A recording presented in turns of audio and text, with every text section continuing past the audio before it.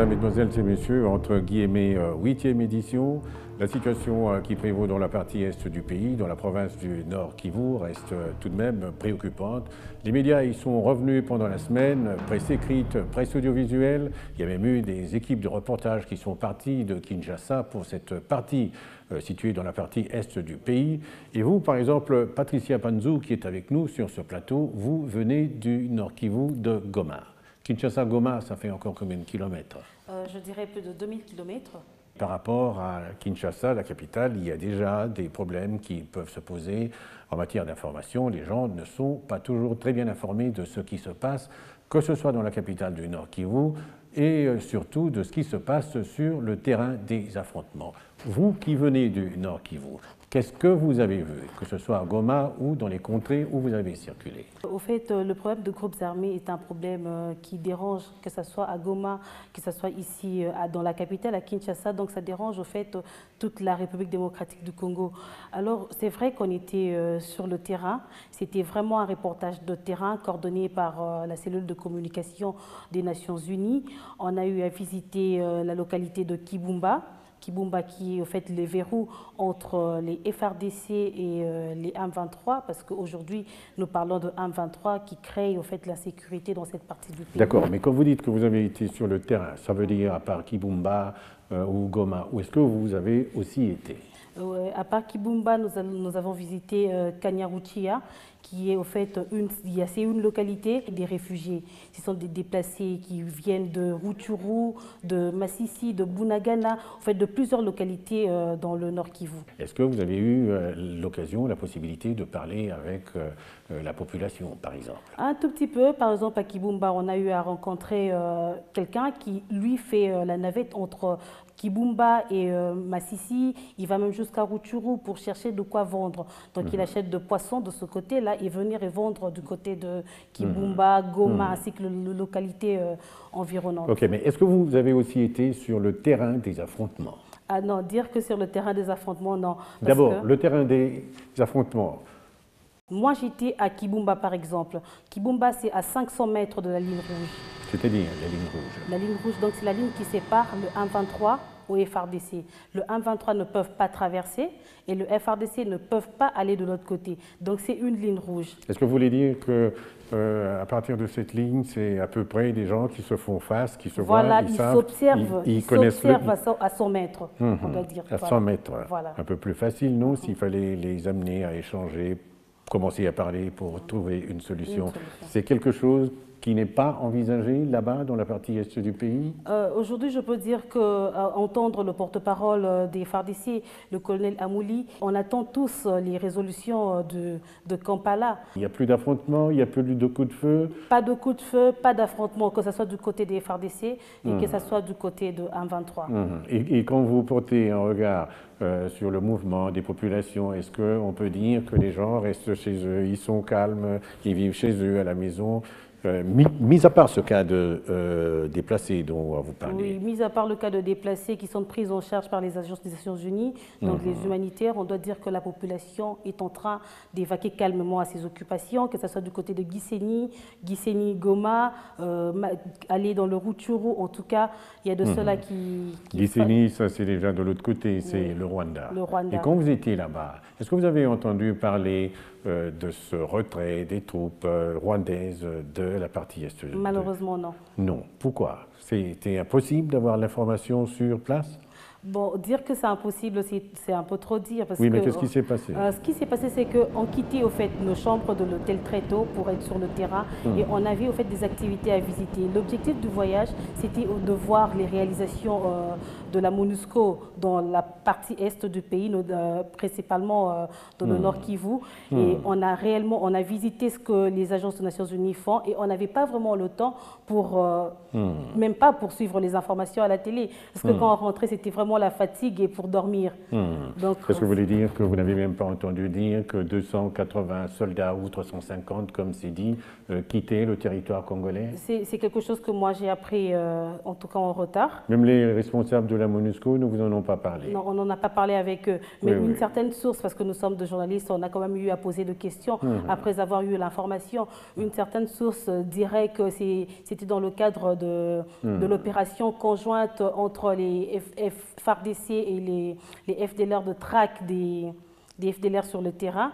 Alors c'est après cette opération que les militaires se sont retirés de... Dites-moi, Patricia, vous qui venez de là-bas, vous qui y avez été avec quelques responsables de la MONUSCO, est-ce qu'ils ont pu vous dire qu'ils sont au fait, ils sont au courant des positions des uns et des autres? Ils savent où se trouve le M23, ils savaient aussi où se trouvaient les troupes rwandaises, ont dit qu'ils ont quitté le territoire congolais, ils ont une idée plus ou moins exacte de la situation sur le terrain. Est-ce que ça, vous pouvez le dire? Si il faudrait parler de la position du M23 aujourd'hui dans la partie est du pays, ils occupent le 1/3 de Rutshuru, selon la MONUSCO. Et même les FARDC le disent, qu'aujourd'hui, les M23 sont dans le 1/3 du territoire de Rutshuru. De Rutshuru à Goma, ça peut, vous avez une idée de la distance? Ça fait à peu près combien de kilomètres? Pas vraiment. Rutshuru-Goma, je ne connais pas très bien la distance. Et Goma, aujourd'hui, c'est quoi? C'est un bastion, c'est barricadé, ils sont comme dans un bunker, les gens vivent en sécurité, en insécurité, ils ressentent très fortement ce qui se passe sur le terrain des affrontements. Est-ce que, comme vous disiez, est-ce que là-bas aussi il y a une sorte d'accalmie? À Goma, ils ressentent ce qui se passe dans cette partie du pays ou à Rutshuru, parce qu'ils reçoivent chaque jour des déplacés, des vagues de déplacés qui viennent de Rutshuru par exemple. Alors ils ressentent ce qu'il y a comme problème. Mais aujourd'hui, on peut dire que tout est calme à Goma, parce que déjà la MONUSCO a dit ça plusieurs fois dans des conférences de presse, que Goma est sécurisé.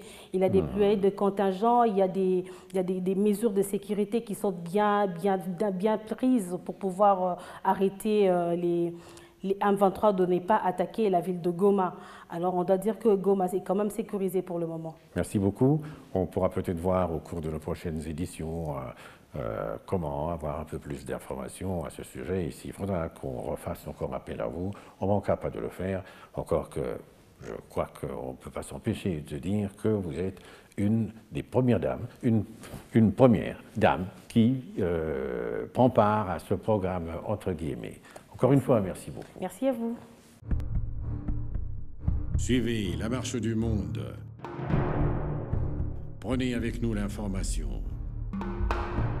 L'événement B1, entre guillemets. Tous les dimanches à partir de 20h30. Nous partions à Goma et nous sommes de retour sur Kinshasa où nous retrouvons sur ce plateau de entre guillemets Chivis Chiwadi, Willy Kalengai Anissé, Yembo Wanyama, qui est avec nous ici également sur ce plateau. Mais quand on parle de la situation qui prévaut dans la République démocratique du Congo, Willy Kalengai, c'est à vous que je voudrais d'abord donner la parole. Qu'est-ce que vous pensez que les gens savent de cette situation? Les gens ne savent que ce qu'on leur dit. C'est-à-dire, par exemple? C'est-à-dire, ils n'ont que le compte-rendu du gouvernement, par exemple, quand le gouvernement décide d'informer. Les gens n'ont que les informations qu'ils peuvent capter sur les médias périphériques, c'est-à-dire les médias câblés, et encore que c'est peut-être RFI, parce que si vous suivez tous les médias internationaux, surtout les télévisions, je peux vous dire que j'ai suivi de manière permanente toute la semaine passée. Il n'y a eu à peu près que moins de 20 minutes, pas toute la semaine, sur la situation du Congo. Donc, il y a extrêmement une insuffisance d'informations sur la situation qui se passe dans le pays aujourd'hui. Il y a effectivement une montée d'intérêt quand il y a rencontre des chefs d'État, à ce moment-là, avec tous les appareils d'État, avec tous les projecteurs. L'on suit les chefs d'État là où ils sont. Bon, s'ils peuvent parler de la crise, tant mieux, on parle de la crise. Il y a donc un déficit. Il y a un déficit énorme d'informations. Nous ne pouvons pas aujourd'hui, avec certitude, nous poser la question de savoir qu'est-ce qui se passe réellement dans le pays. Et vous, par exemple, en tant que responsable d'un magazine, qu'est-ce que vous pouvez prendre comme disposition pour arriver à faire votre travail convenablement? Bon, il est vrai que par rapport à la question qui nous concerne, surtout celle de la crise, notre magazine a une ligne éditoriale et nous avons une orientation, ce sont les ressources naturelles. Et je peux vous dire que la première recherche qui a été faite par notre magazine, c'était d'abord de retrouver, par rapport aux cartes opposition des uns et des autres, voire, parce que l'on dit effectivement que cette guerre a comme une finalité le pillage et la prédation.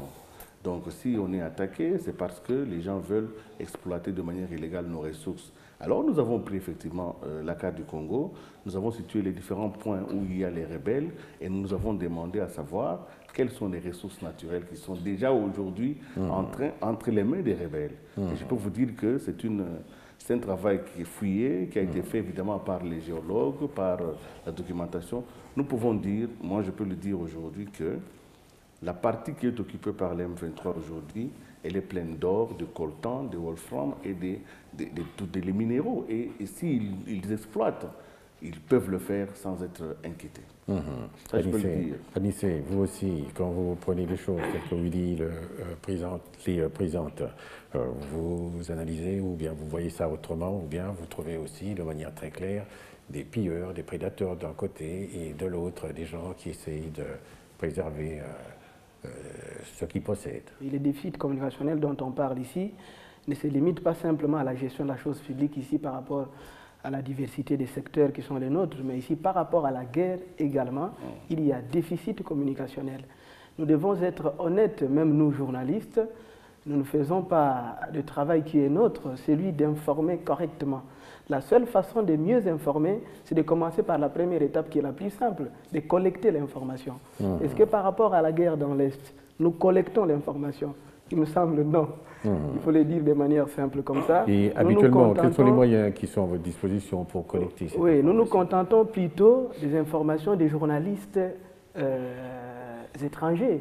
Nous allons sur Internet, je ne vais pas faire la publicité de certains médias, nous allons sur Internet où nous regardons la télévision étrangère, parfois nous lisons les journaux et nous nous informons à travers les journalistes étrangers. Ça, c'est quand même pas normal. Dans un pays, on a des grands journalistes parce qu'ils existent. Bon, le problème se pose à quel niveau? Je crois que c'est là où il faut plutôt analyser qui est sur le terrain ou qui a été sur le terrain, sur les champs de bataille. Nous n'avons pas vu.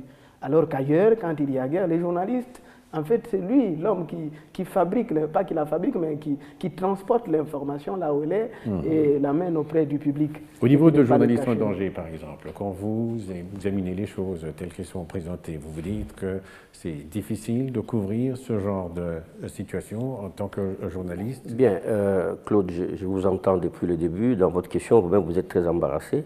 Vous dites, qu'est-ce que vous savez de la situation? Est-ce qu'on peut couvrir la situation? Qu'est-ce que cela veut dire, situation? Donc en fait, on est là dans une situation où on ne sait pas exactement de quoi il s'agit. Parce que le terme situation est très vague. La couverture de la guerre, attendez, s'agit-il d'une mutinerie qui est là-bas? S'agit-il d'une mutinerie, d'une guerre ou bien d'une agression?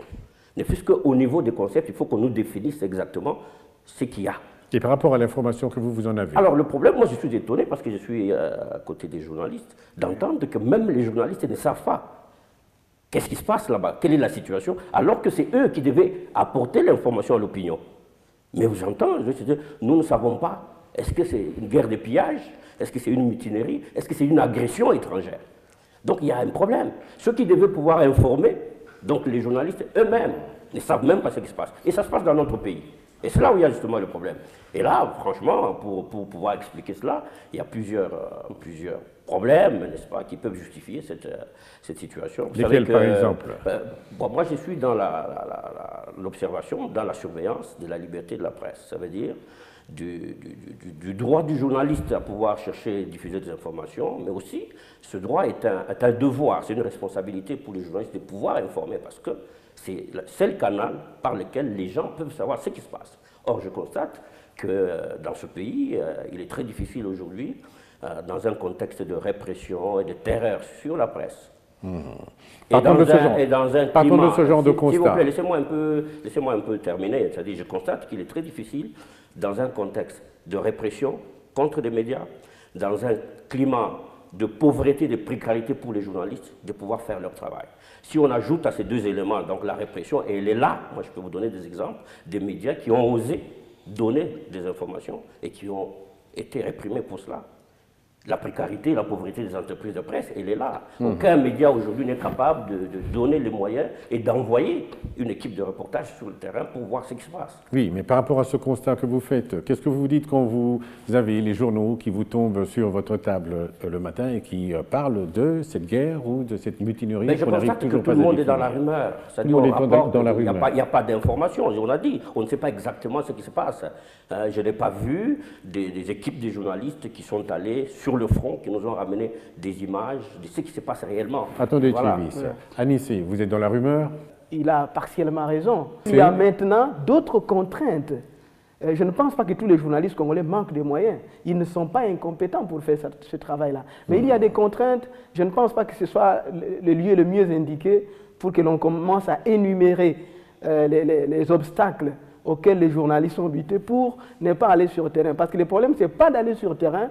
Moi, je pense que c'est plutôt, nous comprenons quand même ce qui se passe dans l'Est. Ça veut dire, qu'est-ce que vous en comprenez pour aller au-delà maintenant de la rumeur? Aujourd'hui, l'actualité, je ne sais pas si on va arriver là, c'est le sommet du 8 septembre 2012 qui va rester dans les annales. Un sommet qui devait réunir en réalité les 11 présidents des pays de la région des Grands Lacs. Oui, ça c'est pas pour l'actualité, mais voyez, on va aller au-delà de ça. Nous allons au-delà des faits, nous allons au-delà des faits pour essayer de voir et de comprendre comment le journaliste traite l'information en rapport à la situation qui est dans la province du Nord Kivu. Kalinga. Ce qui est embarrassant, et je sens même l'embarras du côté de mon confrère ici, c'est que pour aller au-delà des faits, il faut d'abord établir les faits. Or, pour établir les faits, nous, en tant que journalistes, nous devons les établir par nous-mêmes. Oui, mais d'abord, arriver par nous-mêmes. Quand vous prenez, par exemple, quand vous considérez, par exemple, que le président de la République va à Kampala discuter avec ses pairs de la sous-région. C'est pourquoi je vous dis que ce n'est pas des faits, ça c'est une posture. Quand vous avez une posture, il n'est pas encore un fait. Nous voulons comprendre ce qui s'est passé dans notre pays.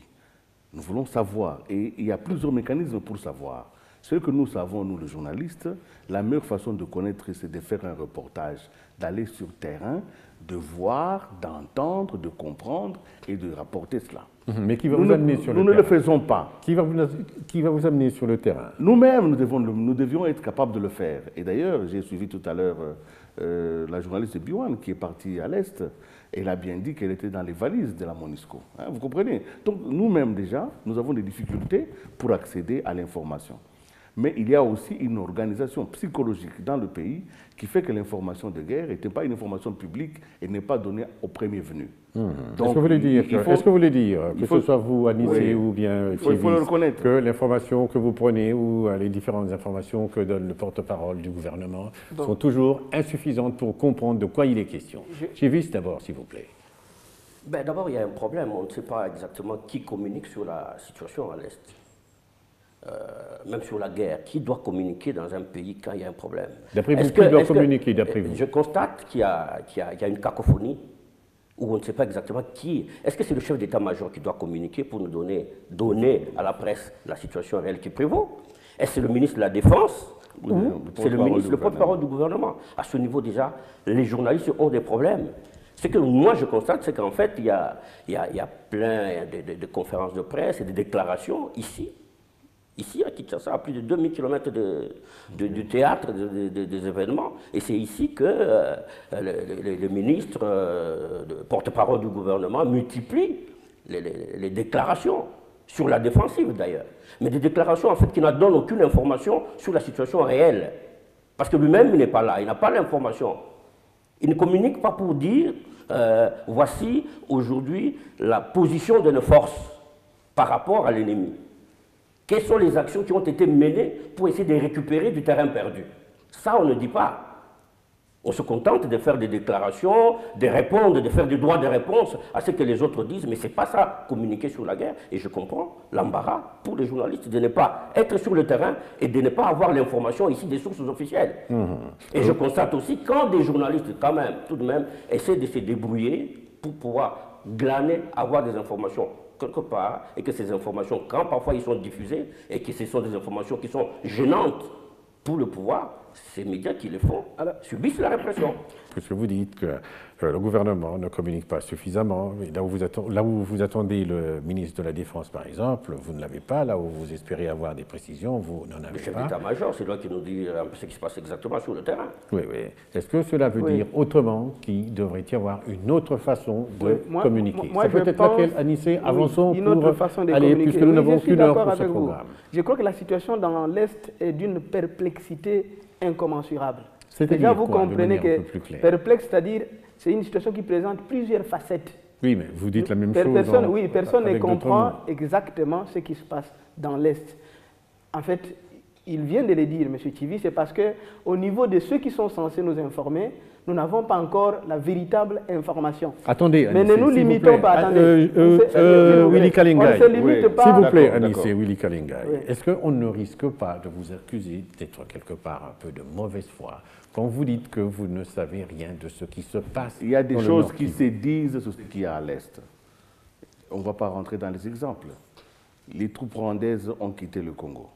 Voilà l'exemple. Est-ce que c'est des troupes rwandaises ou ce sont des troupes exfiltrées? Bon, le gouvernement, par le porte-parole, nous dit que ce sont des exfiltrés. En réalité, c'est l'appui de c'est la colonne rwandaise qui était venue pour appuyer les M23. Maintenant que les Rwandais sont découverts et qu'ils sont condamnés unanimement par la communauté internationale, alors ils ont exfiltré leurs hommes.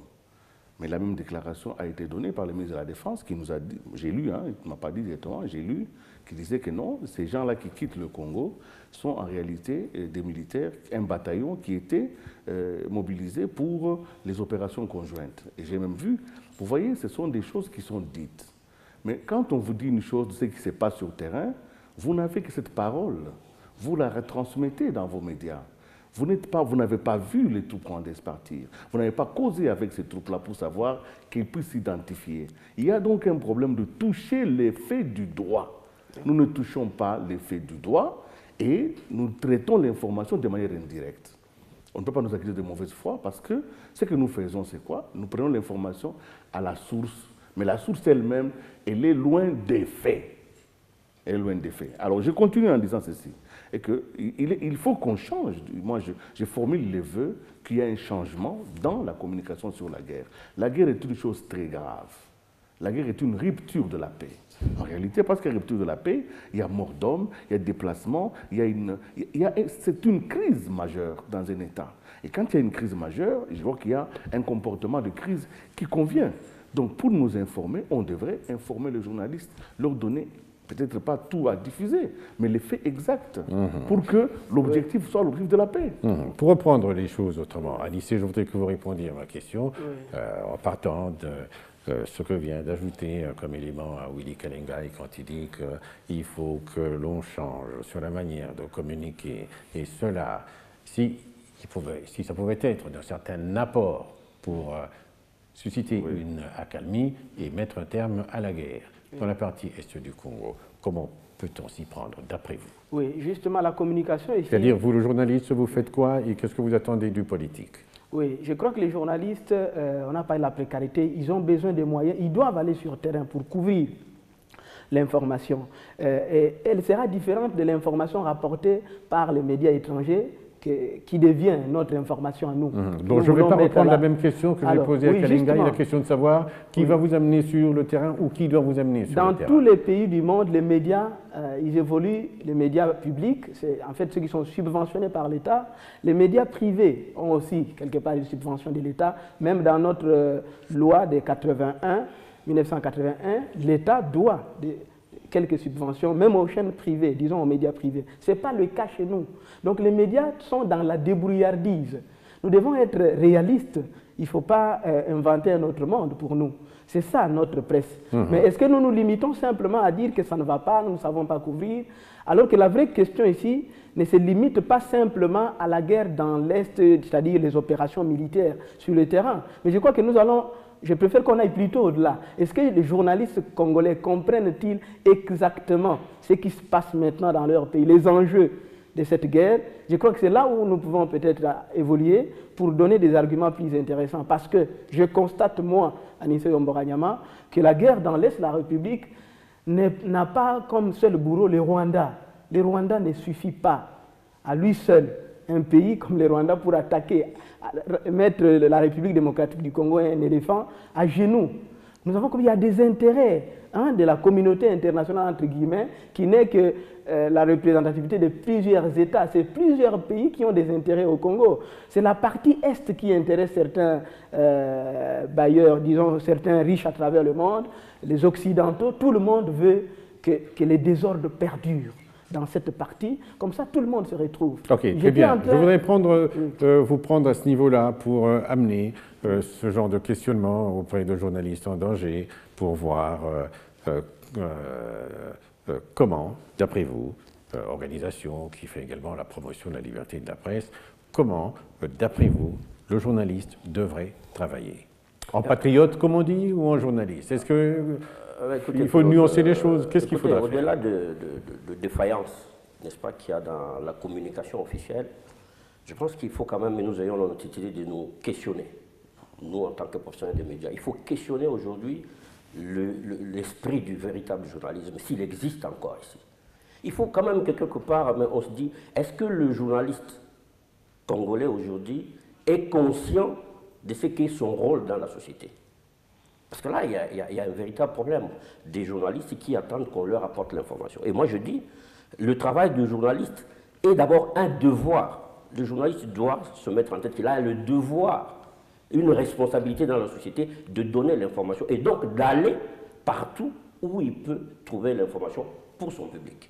Ça, c'est la première étape. Si cette vision du journalisme n'est pas là, en dépit du fait qu'il y a des problèmes, effectivement, il y a des risques à aller couvrir la guerre, il y a un problème de précarité, mais si on ajoute à ces deux grands obstacles la question du professionnalisme, la question du journaliste lui-même, de ce qu'il est, de ce qu'il pense de lui dans la société, alors on comprend qu'en fait, il y a un risque réel pour ce pays parce que le journalisme est en train de disparaître de la scène et vous savez, on dit les médias, c'est le quatrième pouvoir dans un pays.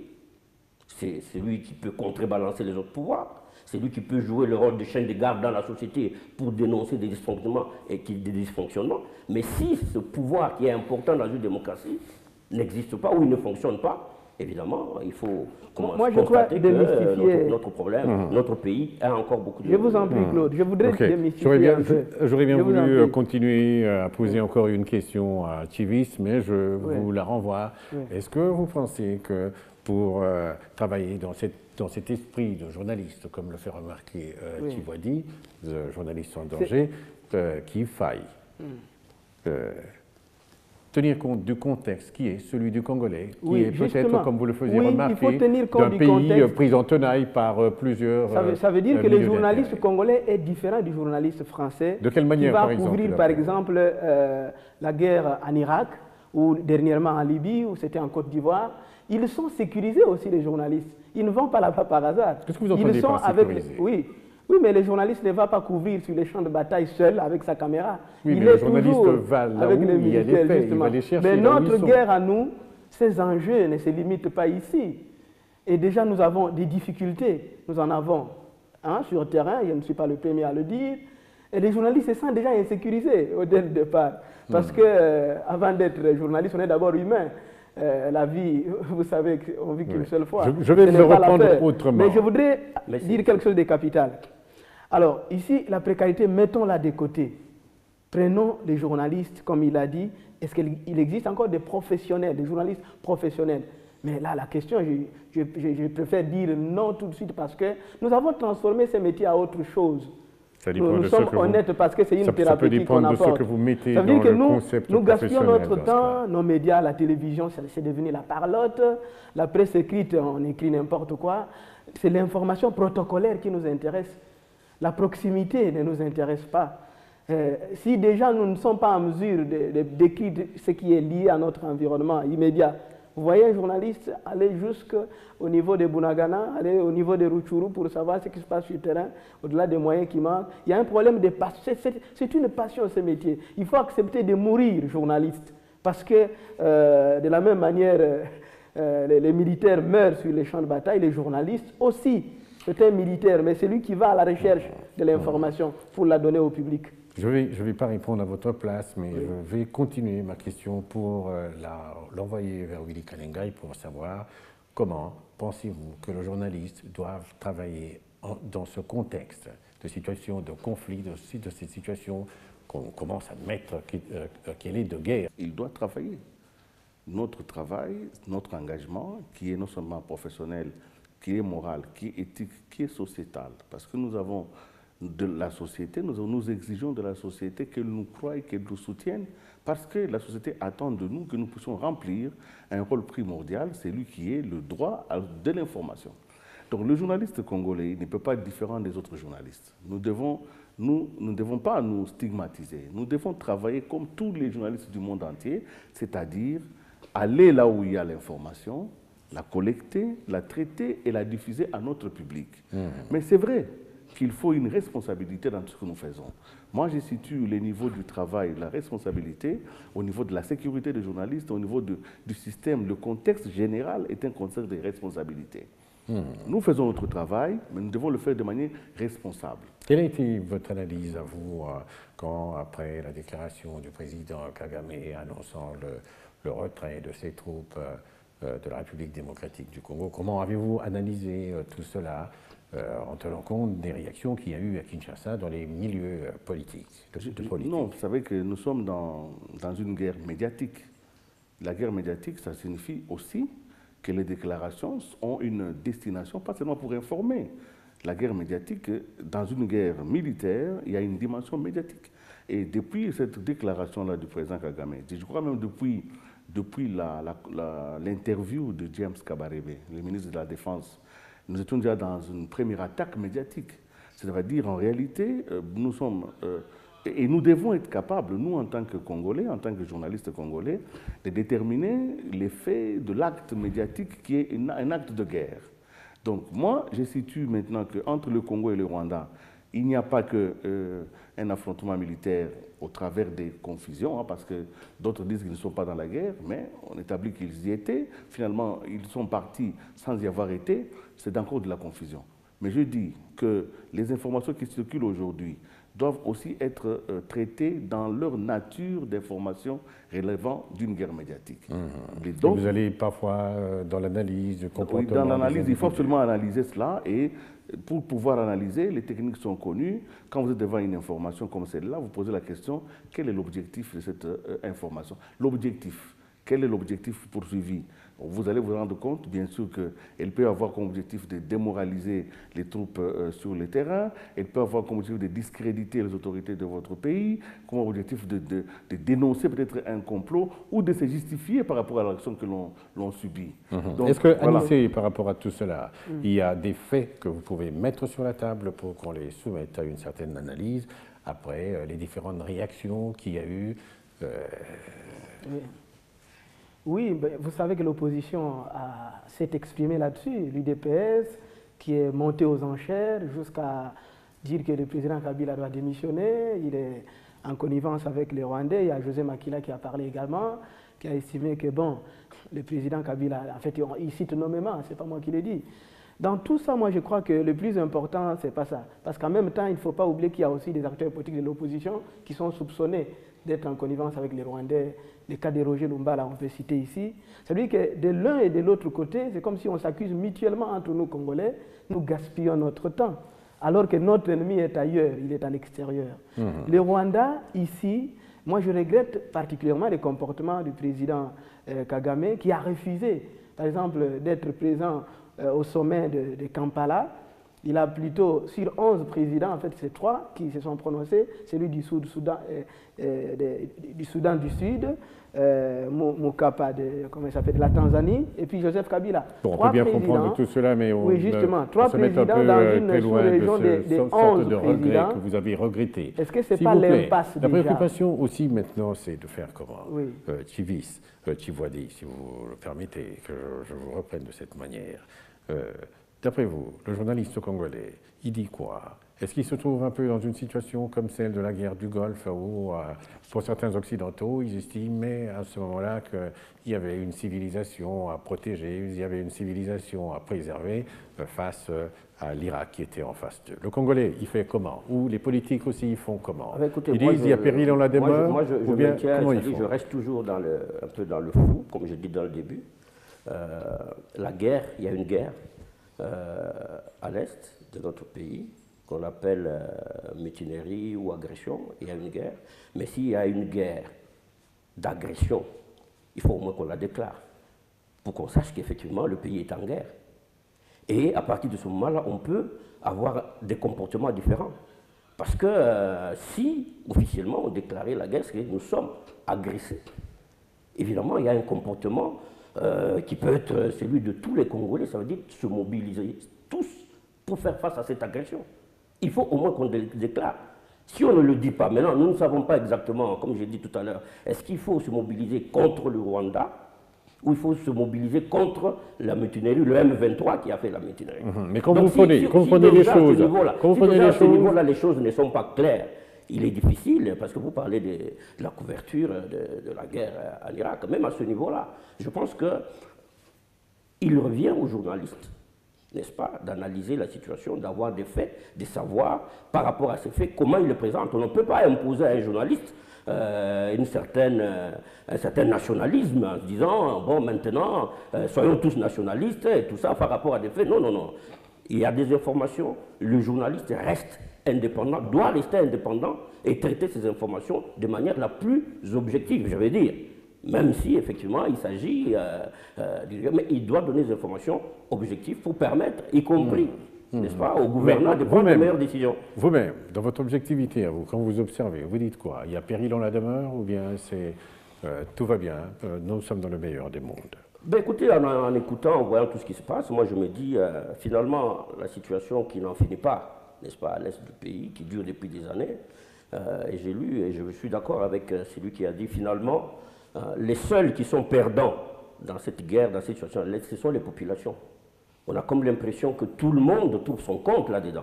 Les gouvernementaux, des pays étrangers, des humanitaires, des organisations internationales. Quelque part, tout le monde se retrouve dans cette guerre et les seuls qui perdent, ce sont les populations civiles, ceux qui meurent, les femmes qui sont violées, les enfants qui sont abandonnés, qui meurent tous les jours. Ce sont les seules victimes, ce sont ceux-là qui perdent et qui n'ont aucun intérêt à ce que cette guerre-là continue. Cela vous fait prendre une certaine conscience. Comment? Cela vous fait prendre une certaine conscience.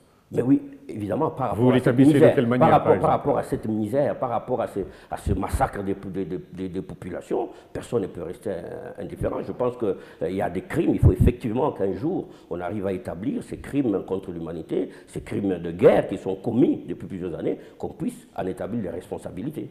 Oui, vous nuancez, vous dites les choses autrement? L'actualité aujourd'hui, en fait, parce qu'il faut le dire pour compléter Chivis, c'est qu'entre les Rwandais, en fait, les Rwandais et la République démocratique du Congo ont des positions diamétralement opposées sur cette question. De dire que c'est le M23 qui soutient, disons c'est le Rwanda qui soutient le M23. Le Rwanda n'est pas d'accord. Et vous verrez les comportements de Mushikiwabo Louise, qui est ministre des Affaires étrangères. Elle mène une forte diplomatie à travers le monde pour tenter de disculper le Rwanda, qui, entre guillemets, pour elle, ne soutient pas le M23. Même par rapport à la force neutre qui doit être installée au niveau des frontières, le Rwanda n'est pas d'accord que les Nations Unies jettent un coup d'œil là-dessus. Non seulement ça, il ne faut pas que cette force-là soit combattante. Il faut qu'elle soit une force neutre. Alors je me pose la question à ce moment-là, elle va faire quoi cette force? Parce que nous, journalistes aussi, avons un point de vue à donner. C'est là où je comprends. J'ai dit tout à l'heure que cette situation était perplexe. Je suis également surpris que la Grande-Bretagne suspende sa décision, la mesure qui consistait à ne plus, disons, financer le Rwanda. Et donc tout ça, vous comprenez, c'est là où je disais que ce n'est pas le Rwanda. Il faut que nous ouvrions les yeux. Ce n'est pas le Rwanda. Vous constatez une perplexité, vous êtes dans une sorte d'embarras, et pour continuer... Il n'y a pas d'embarras. Nous comprenons que le Rwanda est une marionnette. Oui, mais vous dites quoi par rapport à cette sorte de constat de Tshisekedi? Vous dites quoi? c'est l'affaire des politiques, ils font leur travail et nous, le journaliste, nous faisons notre travail. Pas du tout. Je crois que les journalistes citoyens aujourd'hui, ce n'est pas celui qui se tait ou qui refuse d'écrire. Je crois qu'il faut prendre des risques. Les journalistes congolais doivent commencer à donner la vraie information, bon, même s'ils ne vont pas sur le terrain, mais parce que nous comprenons plus ou moins ce qui se passe dans l'Est, qu'au-delà du Rwanda, il y a la communauté internationale, il y a les Occidentaux qui soutiennent cette guerre-là. Parce qu'il ne suffit pas d'être sur le terrain, s'il vous plaît, je vais dire quelque chose de capital. Admettons que nous sommes tous là-bas en train de couvrir la guerre, mais nous la perdrons si elle est téléguidée par les grandes puissances. Nous n'irons pas jusqu'au bout de la logique. Pour moi, Anissé Yomboranyama, que le Rwanda ne peut pas nous mettre à genoux comme nous le constatons là. Le Rwanda est soutenu militairement, en fait, financièrement et matériellement. La logistique, attendez. Non, je ne dis pas que nous ne pouvons pas nous battre, parce que je comprends, non. C'est un raisonnement. Nous comprenons que la situation... de dire que le Rwanda soutient le M23. Ça ne veut pas dire que nous croisons les bras. Voilà. Ce n'est pas ça. Ça veut dire que nous devons continuer à travailler. Notre armée doit être réformée. Il faut qu'elle soit, qu'elle ait la logistique appropriée. Elle doit être payée. Non, mais nous devons travailler. Nous n'allons pas croiser les bras parce que bon, Anissé, s'il vous plaît, on pourra peut-être vous remettre encore la parole, mais peut-être pour nuancer à ce niveau-là, s'il vous plaît, Anissé, pour nuancer à ce niveau-là. Essayons de voir si, de ce que vous dites ou de ce que dit Tshisekedi, c'est mon point de vue. Si Willy mais justement, voilà autrement. Non, mais vous savez, le concept de journaliste citoyen, je la lui accorde, mais je me dis que le journaliste est un citoyen, mais je n'admets pas le concept de journaliste citoyen. C'est un concept qui comporte quand même un certain alignement et une forme de pression sur le journaliste pour qu'il renonce à son métier en réalité, pour qu'on l'aligne et qu'on l'instrumentalise. Il y a un danger d'instrumentalisation dans ce concept. Tout en je dis que le journaliste est un citoyen de son pays et il est journaliste. Il est attendu de lui qu'il soit journaliste et non d'abord citoyen. Ça veut dire que ce qu'on attend de nous, c'est de donner l'information le plus urgent possible pour que nos propres dirigeants, qui ne sont pas partout, prennent les décisions idoines, qui conviennent. Mais si les journalistes lui-même alimentent la spéculation, alors ça signifie quoi? Ça signifie que la décision sera mauvaise. Ça signifie que, par exemple, que, au lieu d'une guerre militaire, on va déclarer une guerre nucléaire. Donc nous devons, dans toute proportion, rester calmes. Mais je vais vous reposer la question. En maintenant les choses dans leur vraie proportion. Qu'est-ce que nous savons? Voilà, la question, qu'est-ce que nous savons? Qu'avons-nous vérifié? Qu'avons-nous établi? Qu'avons-nous compris? Il y a peu de choses que nous avons compris, il y a peu de choses que nous savons. Mais ça signifie que nous restons inactifs. J'ai dit non, nous ne sommes pas inactifs. Nous continuons à travailler dans le sens de maîtriser suffisamment la situation. Donc, mais les journalistes doivent en toutes circonstances refuser d'être un instrument. C'est extrêmement dangereux parce que s'il est un instrument, il ne rend pas service à celui qui l'utilise. C'est bien. Journaliste citoyen, nous voyons à peu près ce que vous en pensez, mais dites-nous, alors, dans la situation qu'il y a sur le terrain, qu'est-ce que le journaliste fait? Il dit quoi? Vous, par exemple, pour prendre votre cas, vous êtes à Géopolis, ou bien même vous dites vous vous considérez, vous, comme journaliste. Vous dites quoi? Les politiques, ils font leur travail et nous faisons notre travail. Qu'est-ce que vous dites? Non, écoutez, dans la situation qui est celle de la République démocratique du Congo aujourd'hui. Je vous ai dit que la guerre n'était une chose très grave et ne pouvait pas laisser les gens indifférents. Journalistes soient-ils. Ce que je dis de cette guerre, je l'ai dit, nous l'écrivons davantage. Nous sommes demandeurs de l'information, nous sommes demandeurs des faits, nous sommes demandeurs de la vérité. C'est une chose essentielle, parce que si la vérité circule dans le corps social, elle permet à chacun de nous de prendre position, et surtout, elle permet, on peut même sauver des vies par rapport à cela. Les politiques aujourd'hui ont instrumentalisé la guerre de l'Est, quelle que soit leur position. Ceux qui veulent en découdre avec le pouvoir en place utilisent cette guerre de l'Est comme un couteau, comme une forme de pression sur le pouvoir en place en disant « c'est votre faute, nous n'entrons pas dedans, vous avez trahi le pays, vous devez démissionner ». Ceux qui sont au pouvoir utilisent la même guerre ici pour dire « écoutez, il y a seulement des défaillances, vous n'avez pas à manger, tout va dans la guerre ». Donc vous comprenez que les politiques ont instrumentalisé un fait grave. On ne peut pas instrumentaliser la vie des gens. Ça, c'est la situation de politique. Au niveau des journalistes, je vous ai dit, nous sommes dans une incapacité totale, intellectuelle, de dire la vérité au peuple, parce que nous sommes incapables de la produire. Okay. Mais, ça, je le dis. Oui, Alors, je termine par les ONG. Je dis qu'évidemment, il y a les ONG, mais il y a aussi cette idée de l'idée générale d'une grande conspiration qui pèserait sur le pays. Je commence à me méfier un peu. Et je me dis, nous devons, peut-être, on peut être victime, c'est vrai, on peut être l'objet d'un complot, c'est vrai, mais à vouloir trop voir un complot venir, on finit par l'inventer. Okay. Anissé, je vais vous prendre autrement, s'il vous plaît. Oui. Anissé, on ne va pas refaire toute la vérité de cette guerre ou de cette situation ou de conflit qu'il y a dans la partie est du pays, mais il faut continuer. L'idée autour desquelles nous tournons ici. C'est que, c'est un petit exemple que je donne, il est banal cet exemple-là. Je pense pour moi que l'homme le plus malheureux du monde, c'est ce riche qui vit au milieu des pauvres. Qu'est-ce que vous voulez dire? Oui, j'explique. Vous avez devant vous un pauvre, derrière vous un pauvre, à votre gauche un pauvre, à votre droite un pauvre, et vous êtes riche au milieu, vous êtes en insécurité permanente. Cet exemple-là, je le donne par rapport à la République démocratique du Congo. Nous sommes un pays potentiellement riche, comme tout le monde le dit, surtout dans la partie Est. Donc nos voisins ne peuvent pas nous laisser comme ça seuls jouir de ces richesses. Voilà pourquoi tout le monde veut venir chez nous pour vivre. Tout le monde veut en fait profiter des richesses de la République démocratique du Congo pour essayer de reconstruire. Le Rwanda vend les matières premières aujourd'hui à travers le monde, je ne suis pas le premier à le dire. En fait ici, je ne pense pas que mon analyse s'arrête au simple fait que je dois donner l'information, je suis journaliste. Ici, je donne mon point de vue en tant que citoyen congolais. D'accord. Cette opinion que vous avez de citoyen congolais en tant que journaliste, vous en servez ou vous ne vous en servez pas? Oui, pourquoi pas? C'est-à-dire que vous la mettez à la disposition d'une Oui, moi je fais partie des rares journalistes, je dirais indépendants, je suis indépendant. En fait, quand je donne mes points de vue, je ne regarde pas à gauche ou à droite, mais qui est mécontent de ce que j'ai dit. Je dis ce que je pense par rapport à mon pays et le travail que je fais. Peut-être qu'il faut l'améliorer davantage, c'est de donner la vraie information.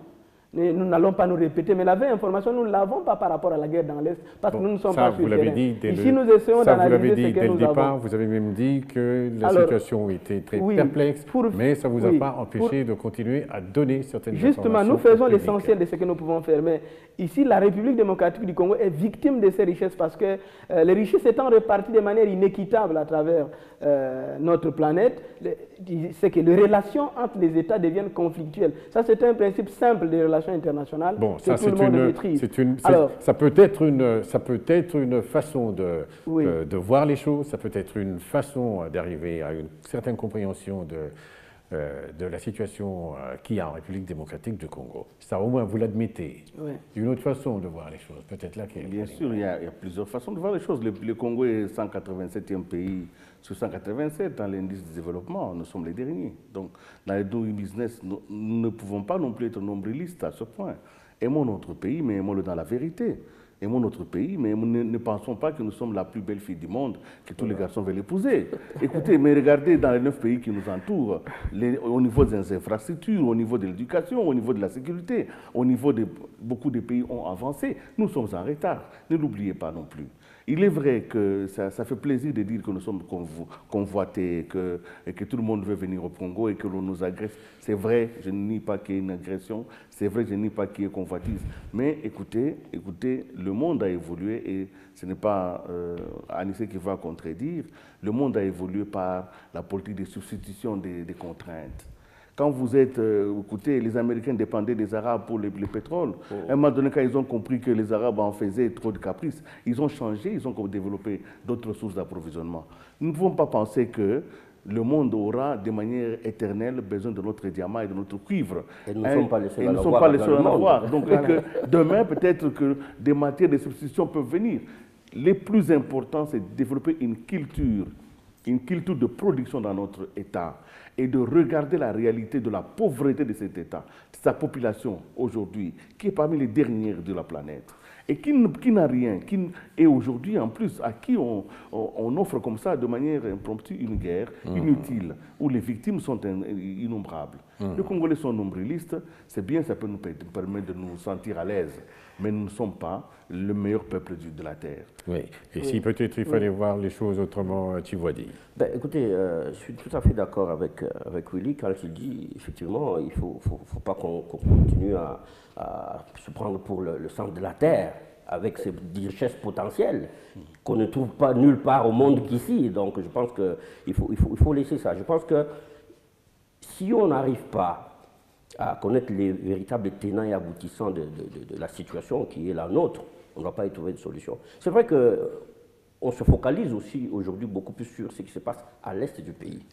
Mais tournons le regard ailleurs. Il n'y a pas que de problèmes à l'est aujourd'hui. Si je prends simplement depuis la période des élections et tout ça, mais ça bouge dans beaucoup de coins de ce pays. Vous avez entendu, il y a une tentative de rébellion aujourd'hui aussi au Kasaï. Vous entendez, on a parlé il y a quelques années, c'était des Egnélés, je ne sais pas, à l'Équateur. Dans beaucoup de provinces de notre pays, ça bouge.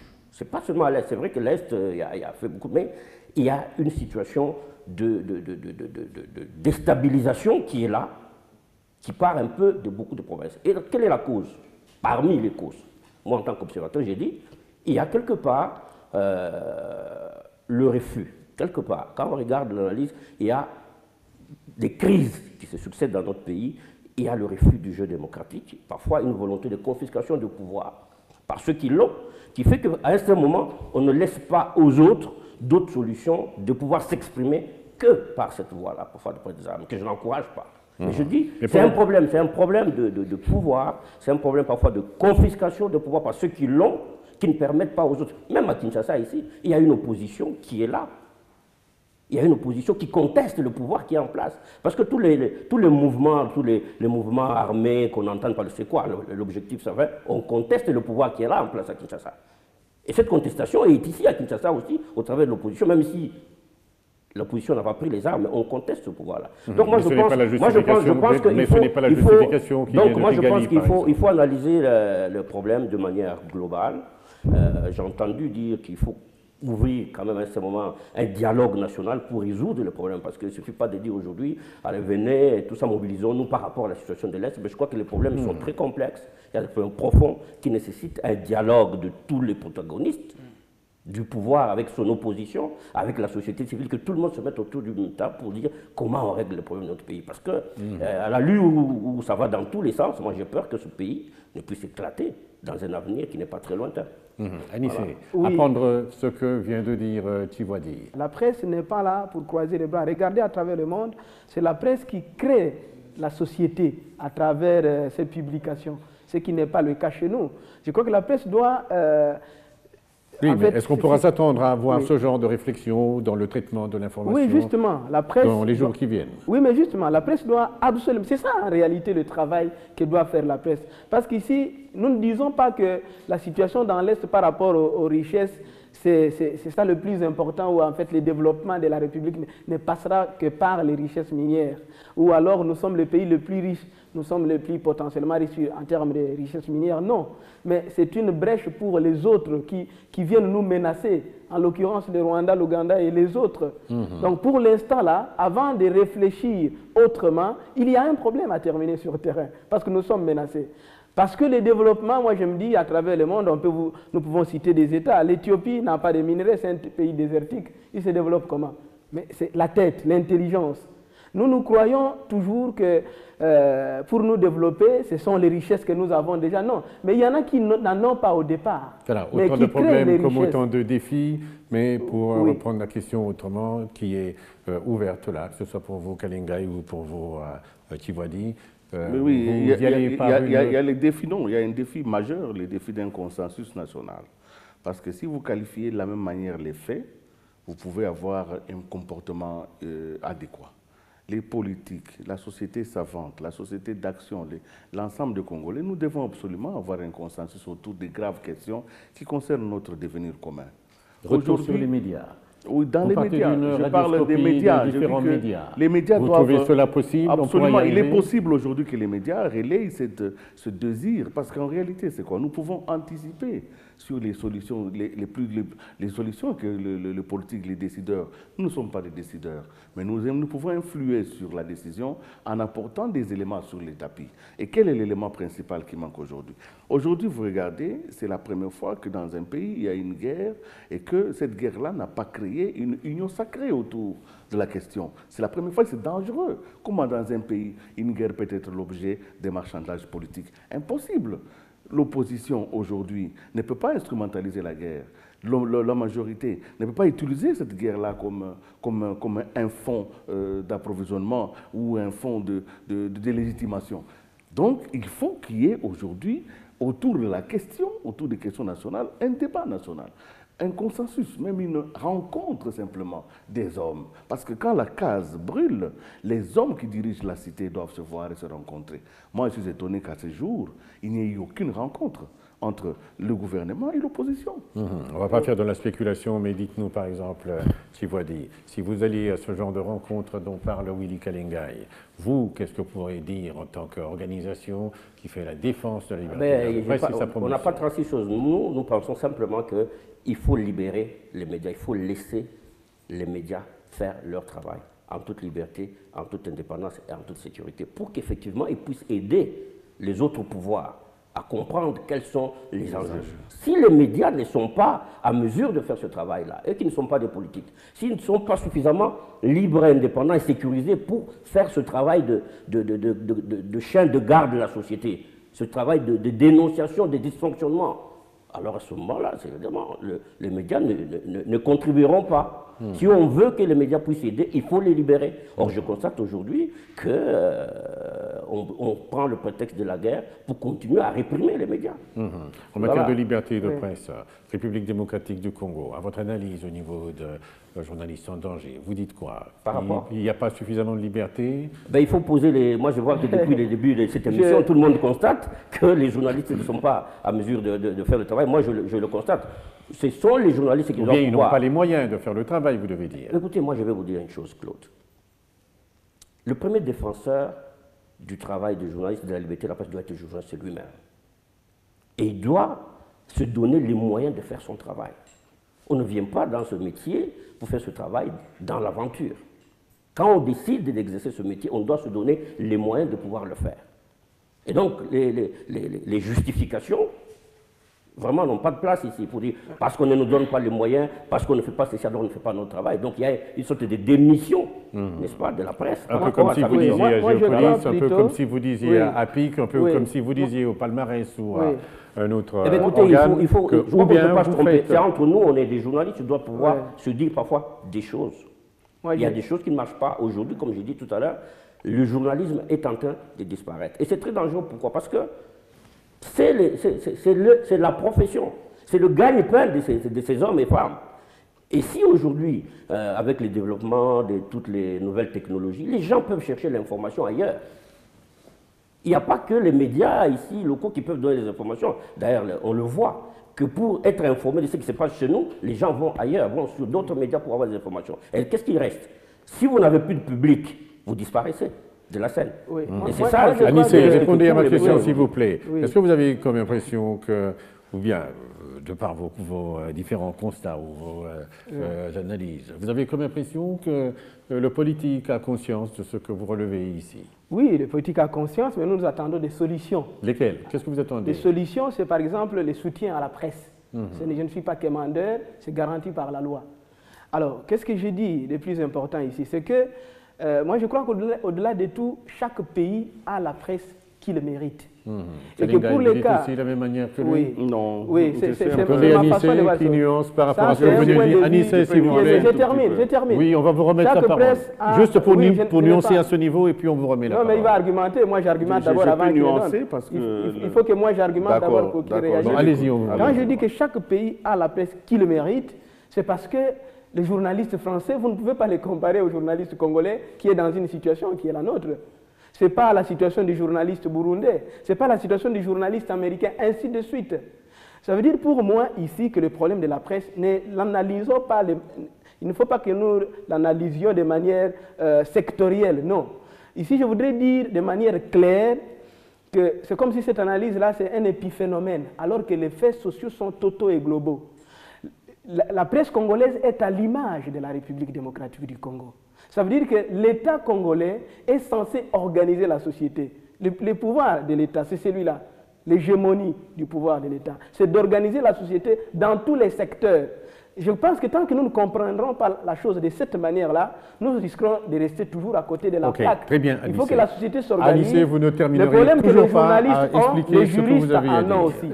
Vous irez voir du côté des médecins. Les médecins ont aussi pratiquement les mêmes problèmes. Parce que tel que nous analysons ici, c'est comme si dans ce pays, nous avons un métier qui est par terre, c'est la presse, le domaine. Non, c'est tous les secteurs ça veut dire autrement qui doivent être ça veut dire autrement, refondés. Anissé, si on vous a compris, Oui. que nous avons la presse que nous méritons, nous avons Oui. les médecins que nous Oui. méritons, nous avons l'enseignement que nous J'insiste, méritons. c'est ça ma réponse. Nous avons aussi Kalimba. l'État que nous méritons, quoi. Oui, justement.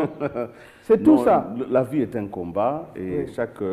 chaque activité humaine doit être perçue dans une vision d'un combat. Les journalistes dans ce pays ont mené un combat qui était même un combat qui allait plus vite même que l'État. Nous avons été les bastions de la volonté démocratique de notre peuple. Peut-être certains sont jeunes. Pendant la rôle qui a fait une grande dictature dans ce pays, celle de Mobutu, la volonté populaire, nous avons porté en tant que médias l'aspiration de notre peuple à accéder, alors que l'État était en retard. Une partie, l'État, je parle de l'État du gouvernant, les gouvernants étaient en retard par rapport à la montée démocratique. Il est vrai aussi que nous avons, et là je suis d'accord avec Anissé, nous avons, la presse ne peut pas être un appendice, la presse c'est une partie de la société et qu'elle est le reflet de l'économie de notre société. Et ça, de ce côté-là, il a raison. Il faut que l'économie de notre fonctionne pour que la presse soit alimentée aussi. Mais ça ne peut pas, et là, je suis vraiment d'accord qu'il faut insister, ça ne dédouane pas le journaliste de l'incompétence, de l'irresponsabilité et du manque de courage. C'est un métier où personne ne nous a imposé. À partir du moment où nous l'avons accepté, nous devons l'assumer. Il ne faut pas, par les difficultés rencontrées dans un combat, vous renoncer à votre vocation. C'est comme un prêtre qui, après avoir fait de chasteté, il ne sait pas s'empêcher d'être séduit par les filles qu'il rencontre. Il dit, écoutez, c'est pas possible, on doit les enlever de ma vue parce que je ne sais pas faire la messe. Non, vous avez choisi ce métier, il faut l'assumer. Ce côté, assumer le métier, l'assumer totalement, ce côté est en train de disparaître. En tant que vocation est en train de disparaître à cause de beaucoup de phénomènes dont le principal est l'instrumentalisation.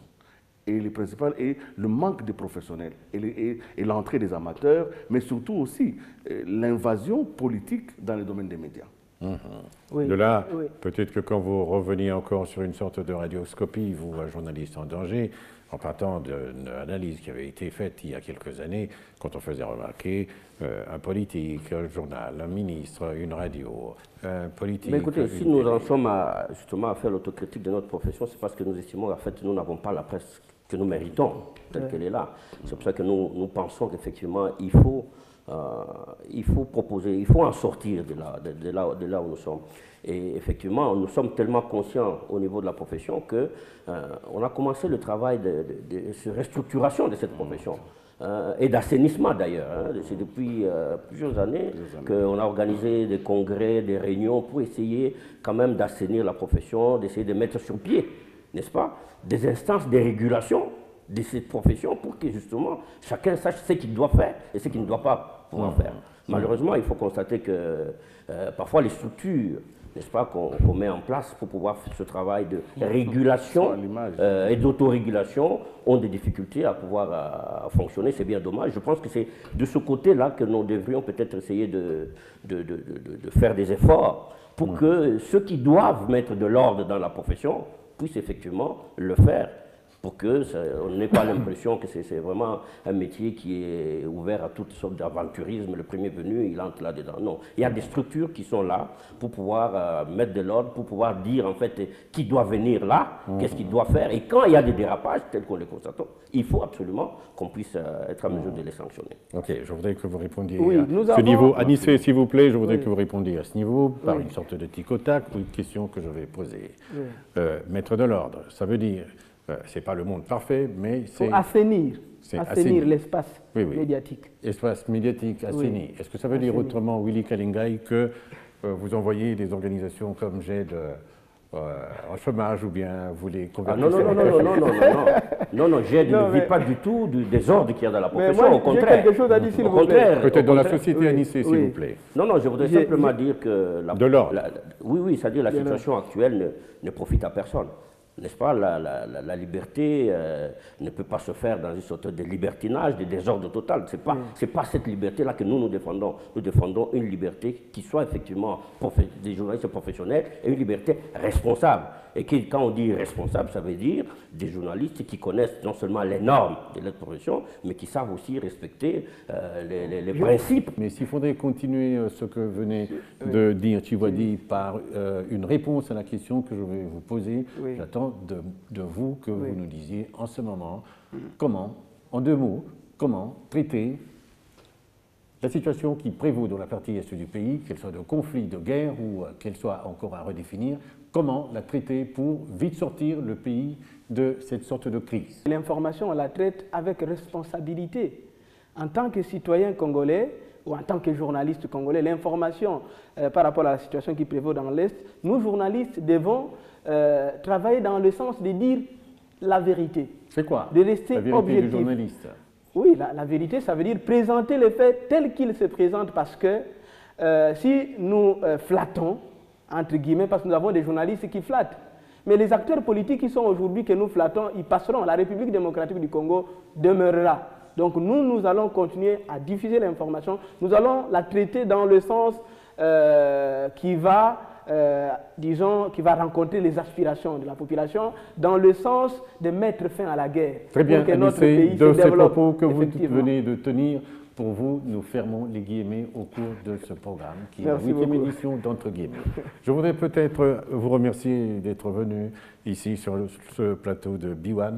Willy Kalingai, directeur général de Géopolis, Anissé Ouimboranyama, à PIC, Tchiwadi, secrétaire général de Journalistes en danger. Monsieur, mesdames, la politique, le journalisme, c'est fait de société, on y reviendra toujours et on pourra encore faire revenir sur ce même plateau les mêmes invités que nous avons eus aujourd'hui, peut-être avec d'autres, mais pour continuer à alimenter le monde des idées et aider les uns et les autres, que ce soit les journalistes ou tout aussi bien vous qui nous suivez, dans ce que vous attendez de la République démocratique du Congo. À ce niveau, les guillemets, nous les fermons définitivement et nous vous disons merci.